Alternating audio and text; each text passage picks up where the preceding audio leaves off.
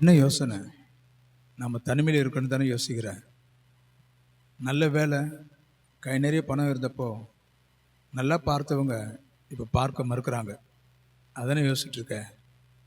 நம்ம ஓடி ஓடி உதவி செய்தோம், இப்போ உதறி தள்ளிட்டாங்க. காயப்பட்டிருக்கியா? இப்போ இருக்கிற வருமானத்தில் எல்லாமே செஞ்சுக்கிட்டு தான் இருக்கோம், ஆனாலும் என்னை விசாரிக்க உறவு இல்லை. இதானே உன் பிரச்சனை. ஞாபகம் இருக்கா? ஞாயிற்றுக்கிழமை சர்ச்சில் பாஸ்டர் அப்பா மூலிமா கர்த்தர் உன் கூட பேசினதை நினைவுபடுத்தி பாருங்க. கர்த்தர் மோசேயோடு கூட இருந்த ஆண்டவர் இப்பொழுது யோசுவா பார்த்து சொல்லுகிறார், யோசுவா, மோசே கூட நான் எப்படி இருந்தனோ அது போல நான் உன் கூட இருப்பேன். யோசுவா புத்தகம் 1ஆம் அதிகாரம் 5வது வசனத்துடைய இறுதி பகுதியில் இவ்விதமாய் கர்த்தர் சொல்லுகிறார். இது மனிதனுடைய வார்த்தை அல்ல, கர்த்தரே பேசுகிறார். உன்னோடு கூட நான் இருப்பேன், உன்னை விட்டு விலகுவதும் இல்லை, உன்னை கைவிடுவதும் இல்லை.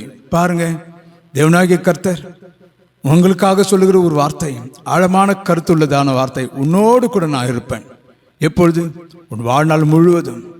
யோசுவா, உன்னோடு கூட நான் இருப்பேன்னு சொன்ன ஆண்டவர் இந்த வார்த்தை கேட்கிற உங்கள் ஒவ்வொருவரு கூட கர்த்தர் இருக்கிறார் என்பதை உணர்ந்து கொள்ளுங்கள். கர்த்தர் உங்களோடு கூட இருக்கிறார். ஆமென் சொல்லுவோமே. அல்லேலூயா.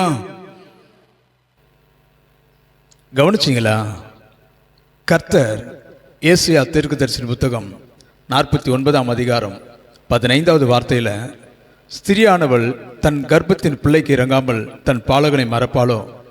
ஒருவேளை அவள் மறந்தாலும் நான் உங்களை விட்டு விலகுவதில்லை, உங்களை மறப்பதும் இல்லை என்றான் சொல்லுவார். அடுத்த வார்த்தை சொல்கிறார், உங்களை என் உள்ளங்கைகளில் வரைந்து வைத்திருக்கிறேன். பாருங்க, உள்ளங்கையில் வைத்திருக்கிற ஆண்டவர் எந்த அளவிற்கு நினைவாய் நம்மோடு கூட இருக்கிறார். நீங்கள் தனிமையாக இருப்பதல்ல, கர்த்தர் உங்களோடு கூட பேசுகிறார்.